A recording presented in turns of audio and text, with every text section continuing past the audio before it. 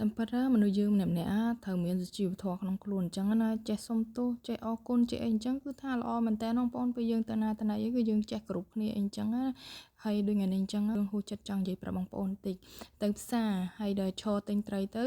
អឺជួបជាមួយអ៊ីនោះគាត់ឈរទិញត្រីដែរអញ្ចឹងហើយពេលគាត់ដកលុយមកគឺគាត់ជ្រូកដាស់50000ប៉ុន្តែគាត់អត់ដឹងតែខ្លួនឯងហ្នឹងកំពុងតែជួលលុយបងប្អូនហើយខ្ញុំក៏លេចទៅឃើញអញ្ចឹងខ្ញុំក៏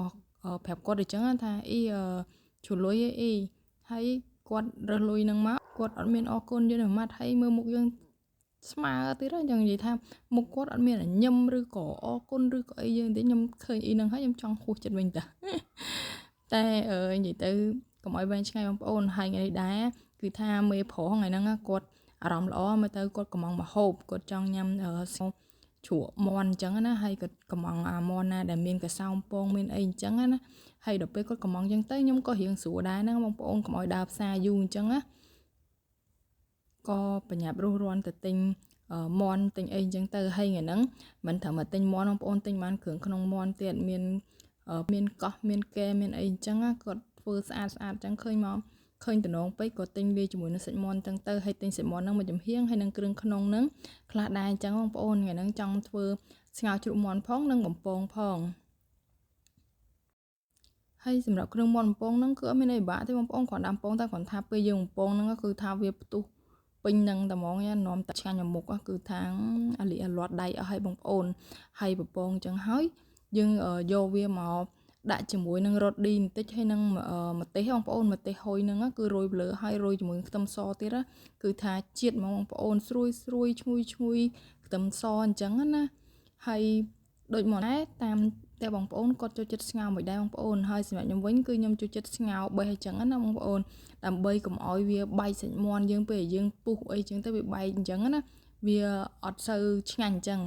តែខ្ញុំនេះឥឡូវនេះខ្ញុំស្ងោរវាឆ្អិនហើយខ្ញុំយកវាមកបេះវាអញ្ចឹងហើយបានយើងដាក់ស្ងោរវាអញ្ចឹងដើម្បីឆ្ងាញ់ណាបងប្អូនមានអារម្មណ៍ថាពេលយើងញ៉ាំទៅគឺសាច់មាន់ហ្នឹងវាអត់មានខ្សោះអីទេបងប្អូន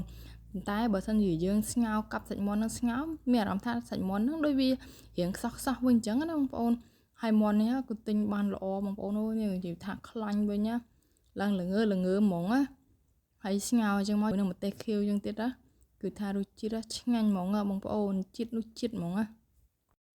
ហើយសម្លរបស់យើងមិនទាន់ឆ្អិនទេហើយសម្រាប់គ្រឿងក្នុងបំពងគឺបានឆ្អិនមុនអញ្ចឹងទៅញ៉ាំតេះអស់បាត់បងប្អូនអើយគឺថាឆ្ងាញ់អញ្ចឹងណាស្រួយឈ្ងុយឆ្ងាញ់ញ៉ាំលេងអញ្ចឹងណាហើយលើសម្លរបស់យើងហ្នឹងគឺចាប់ដើមបងគ្រឿងហើយដែរគឺថាឈ្ងុយពេញផ្ទះតែម្ដងឈ្ងុយខ្លាញ់មាន់ខ្លាញ់អីអញ្ចឹងណា